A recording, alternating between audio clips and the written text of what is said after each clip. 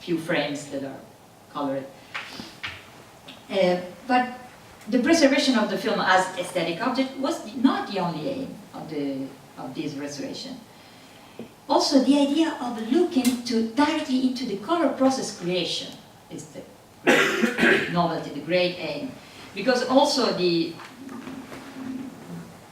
we had the feeling of the original creative process, of the original creative issues, a sensory appropriation to this technique.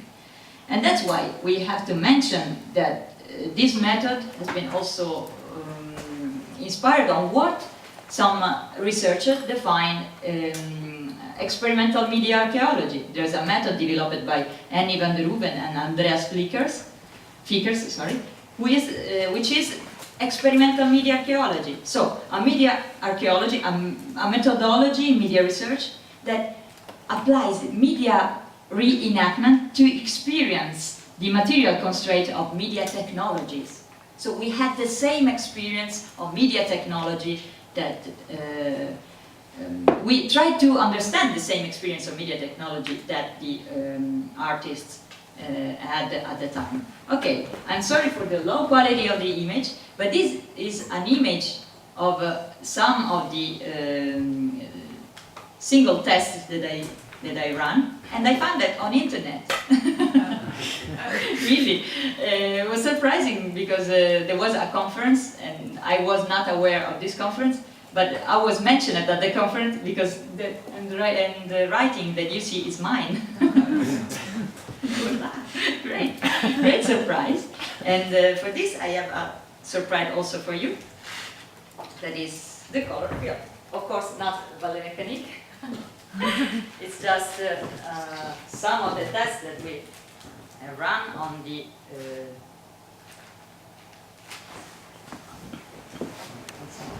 Can I make a question? Of course.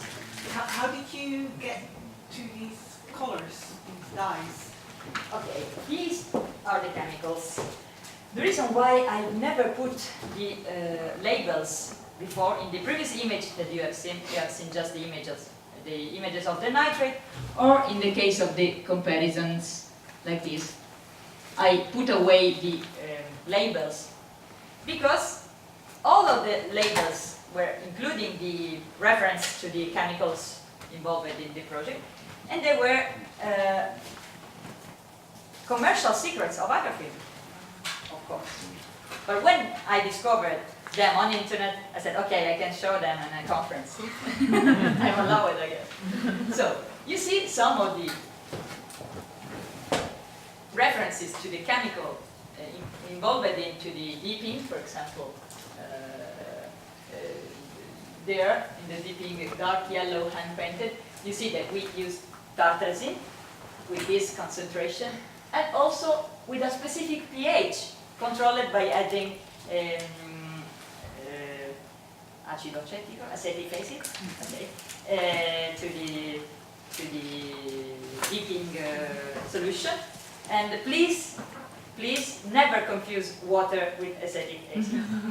Never. And never try to distinguish them by smelling. Never. Never. It's also dangerous. You can have problems with your sight. Really. I've been lucky because I was wearing eyeglasses, the one that you have to wear inside the chemistry labs. So always remember the security, the safety before everything. Okay, please share also the pieces and give them behind. There's something that I want also to point out that is one of my achievements for this project, and I hope you will laugh about it too. Ballet Mécanique did not need the same thin hand coloring brushes that were used for other projects that required the treatment of small elements of the frame. You know that a 35mm frame contains a human image like this, of course, it's very, very small. And so, in order to color perfectly and to keep the color into the borders, the right borders, you have to use very, very thin brushes, paint brushes. But for that large strokes, cross-hatch, and unevenness that you see on the on ballet mécanique film, the best results for matching the original nitrate derived from applying the dyes with makeup brushes, really. I can still have my foundation HEMA brush that was perfectly matching the original. I don't think that Fernand Léger or the other colorist used the HEMA brushes, but probably something that had the same effect, okay? Something that had the same kind of evenness and large cross-hatch of the color while putting it onto the film. So, grounded in these types of practical insights, the research applied to ballet mécanique, I think that opens new horizons also of historical knowledge and of possible interpretation while restoring the film. Okay, thank you.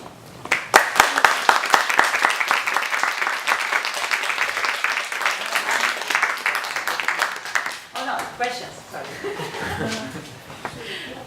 But actually, does it mean that most of the dyes you used are secrets or are not? I don't know them. Okay. I actually had a list of them. But at the time where we were using them, I was asked, I was just intern into this project, and I was asked explicitly to not reveal the dyes that were used. But I still have a trace and record. So, since I've seen the image listed on internet, so on public shared word internet, I think that I can share something, but I don't want to reveal too much. And I don't remember actually, I need to check the list of the concentration and the chemicals used, etc. Well, I have to say, as a filmmaker who engages in chemical processes,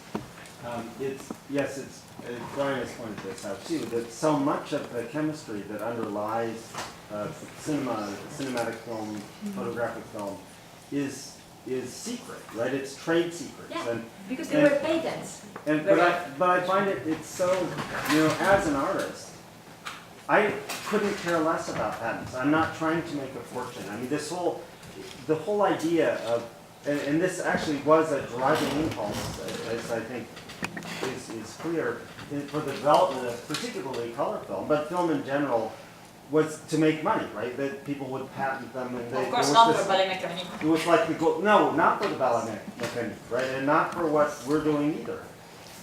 So I find it philosophically fundamentally antithetical to the creative and artistic process that so much of this stuff is secret. And it strikes me that one of the things that needs to happen in this re-engineering, the REMI, what is this called? Re-engineering.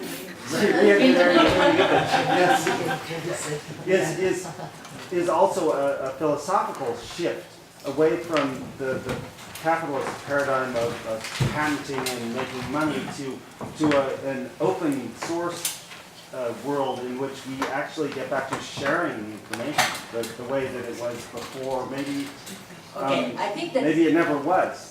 I think that actually you are definitely right for this, and especially for art, for avant-garde art, and for restoration that has media archaeological purposes. So nobody wanted to become rich with this restoration project. No one, really. The only problem is that when you have, involved many institutions inside your research, you have to respect some of the requirements of them. Okay, so if they want to be maybe the first ones that carries research on a specific topic, you must respect them. And it's not applying to the world of companies, capitalism, it's also in universities. Okay, wow. Very often when you pursue research in your university, you must sign an agreement that you will never reveal until you will never reveal some of the some elements of the research until you are not allowed to, because it depends also on who is leading the research team, maybe, or who is in charge for that. Very often there are included, for instance, private institutions also, not just public ones. So it's very difficult to deal with this topic. But the one, Yeah, so Marcel, I'd like to comment on that because I think there is luckily a shift to be more open source definitely in research. So I've been involved recently in research projects where, and I'm very happy, the requirement is that all the results must be open source. So that's a good shift in the right direction. Concerning the original instructions, recipes, secrets,